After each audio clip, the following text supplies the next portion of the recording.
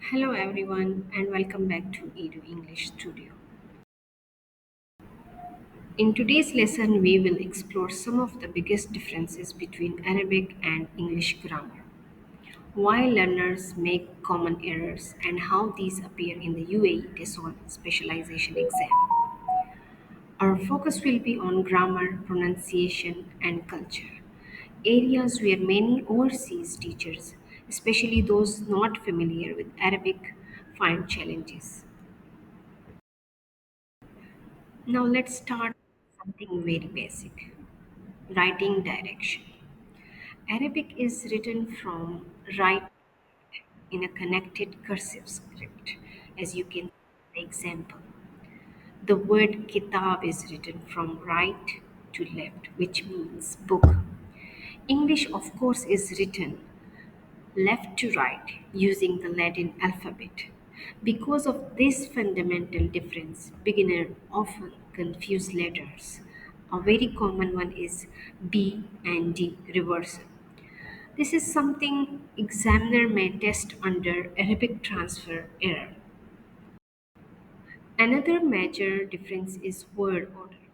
Arabic sentences often follow verb, subject, object order. For example, reads the student the book. English follows subject, verb, object order. So the correct version would be the student reads the book. This difference explains why Arabic learners may produce unusual word order in English. In Arabic, verbs change form according to gender and number, while in English, only the third person singular takes an S. That's why learners may say she write instead of she writes. As teacher, we must anticipate this and provide focused practice on subject-verb agreement. Expect TESOL exam question that test your awareness of this kind of transfer mistakes. Tense system also differ. Arabic verbs mainly use past, present, and imperative forms. English, however, uses more complex structure like progressive and perfect tenses. So a learner might say, I eat now instead of I'm eating because there is no present progressive or past progressive tense in Arabic. So we can say that this is a classic example of transfer error. In Arabic, adjective must match the gender and number of the noun.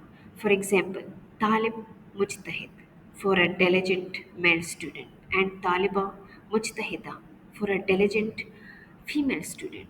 But in English, adjective don't change form. That's why learners may say she is a diligent student instead of she is a diligent student. Articles are another tricky area. Arabic has only one definite article, al. English, on the other hand, has three articles, a, an, and the. This often causes learner to drop articles completely, saying he is teacher instead of he is a teacher.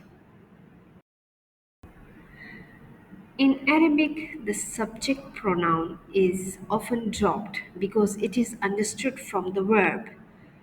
For example, "aktu" means I write without saying I. But in English, the subject is always required. We must say I write. And for possession, Arabic often uses suffixes like kitabi means my kitab. That's why learners may say book my is good instead of my book is good. Pronunciation differences are another big factor. Arabic does not have sound like p, v, and ng sound. So you may hear Pepsi pronounced as Bepsi or vary as fairy. Stress patterns also differ, which affects the pronunciation of longer words. In this all exam, questions on phonology often check if you can identify these common pronunciation issue or not. Preposition don't translate directly from Arabic to English. For example, an Arabic learner may say interested on math instead of interested in math. This is a typical transfer error teachers need to recognize. In Arabic, negation is expressed with particles such as la or lam.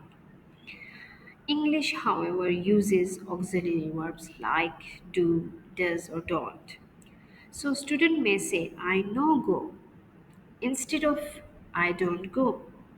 So, this is another predictable error to look out for in the classroom and exam. Finally, let's talk about idioms and culture. Literal translation often don't work. For example, in Arabic, he has a white head means he is kind. But in English, this literal translation doesn't make sense. This show how important it is for teachers to raise awareness of culture, expressions, and give learners to the correct English equivalent. In the TESOL exam, you may see question testing your ability to spot when an error comes from culture transfer, not just grammar. So today we looked at the major differences between Arabic and English. Writing direction, word order, verbs, tenses, adjectives, articles, pronouns, sounds, preposition, negation, and idioms. These differences explain many common learner errors, and they are directly the kinds of issue that TESOL exam tests. In the next video, you will go deeper into the Arabic transfer domain with the real question and my personal notes from the exam. Thank you for watching EduEnglish Studio. Don't forget to subscribe, like, and share this lesson. And let's continue the journey together toward TESOL exam success. Thank you.